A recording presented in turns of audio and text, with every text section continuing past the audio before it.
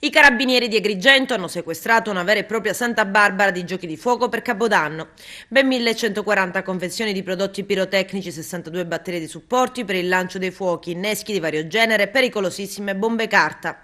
Questo l'armamentario proibito rinvenuto dai carabinieri in due distinti depositi ricavati in un garage e nella cucina di due distinti condomini di Licata.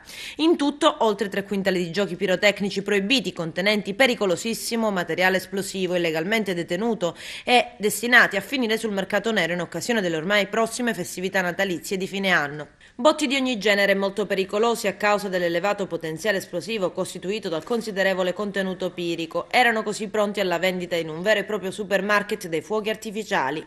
Era stato persino necessario l'intervento degli artificieri antisabotaggio, unità speciale dei carabinieri, per mettere in sicurezza l'ingente quantitativo di esplosivo rinvenuto e scongiurare inneschi accidentali che avrebbero potuto danneggiare gravemente gli interi immobili. Le manette sono così scattate ai polsi di un impiegato incensurato 33enne licatese, accusato di detenzione illegale di esplosivi e finito al carcere Petrusa di Agrigento.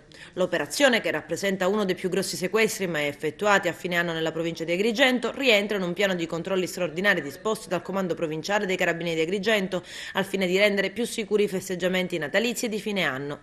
I fuochi illegali, il cui maneggio sarebbe stato molto pericoloso, avrebbero fruttato un guadagno di svariate migliaia di euro.